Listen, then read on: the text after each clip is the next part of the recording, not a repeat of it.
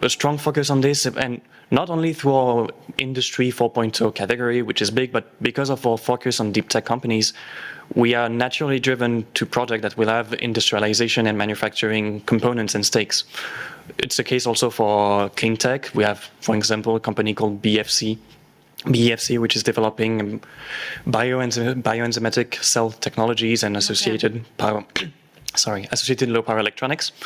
And they are just started their industrialization phase. We have also health companies such as CareDAC, which is building a pacemaker, with a battery-less pacemaker. Quite known, yes. Which is rather famous and has opened its production lines near Paris. Okay, so you're also supporting them to exactly. implement the from production. The beginning, when they start the industrialization, up to the way where the production lines are ready to go and really in production.